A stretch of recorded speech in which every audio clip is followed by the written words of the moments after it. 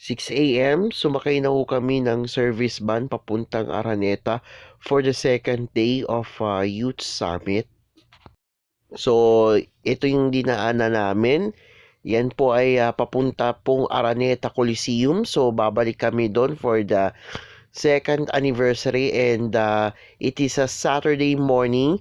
Walang masyadong traffic na nararanasan sa EDSA dahil first day na ng bakasyon ng mga estudyante, and ayan, so pupunta tayo ngayon sa Araneta Coliseum, this time naman sa general admission, and aakyat daw kami, and pag akyat ibang iba't malayo na sa stage na aking nadatnan, pero masaya at energetic dahil marami po kaming kasama sa Gen Ad.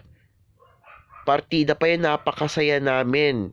Kahit napakalayo na namin sa stage. And ayan, katatapos lang ng second part ng Youth Summit, and kanya-kanya na kaming kain sa labas at kain sa restaurant. And ako naman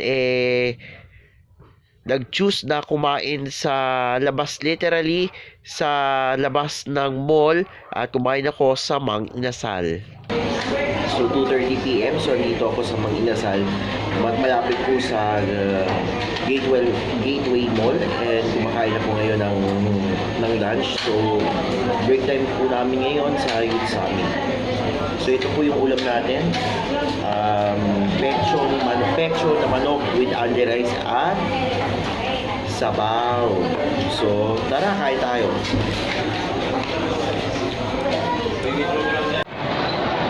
So andito na ako ngayon sa may Gateway Mall. So pabalik na ako ng Araneta Coliseum. So 3:02 na, so supposedly 12:46 p.m. nandun na ako sa Araneta. Kaya lang tagal ng orders. So kumain pa ako sa Mang Inasal. So ayun, pabalik na ako. At late na ako ng ilang minuto. So late na ako. So naabutan ko pa yung performance ng mga JL Pop performers na nagpe-perform ng kantang Spirit of the Lord. And pagkatapos po niyan, nagkaroon pa ng lesson at teachings si Brother Eddie Villanueva patungkol naman sa Youth Summit. At kaya lang, hindi ko na nakunan ang video dahil malapit na ring malobat ang aking cellphone.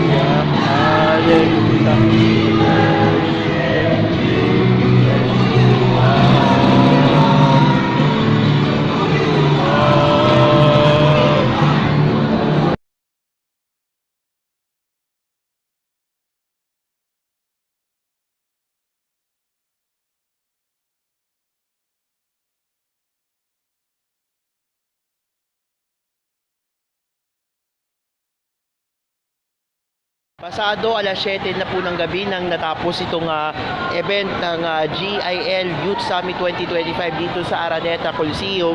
So ito nga, no? So na-enjoy at saka nagbago yung aking faith, at syempre lumakas ang aking loob na manalangin at naging malapit kay Jesus Christ, no? In Jesus name, uuwi kami ng masaya at saka makabuluhan. At talaga itong summit na ito is a unforgettable experience as a youth and ambassador of God. So napakaganda ng mga mensaheng ibigay, napakaganda at napakasaya ng mga awitin na ipinatugtog at mga special presentations na ipinalabas sa buong summit na tumagal ng 2 araw. So yun. So eto, nandito ako sa labas ng Araneta Coliseum. I'll just wait for my friend. So yun lang po. Maraming salamat sa panonood sa aking vlog kaugnay ng Youth Summit 2025.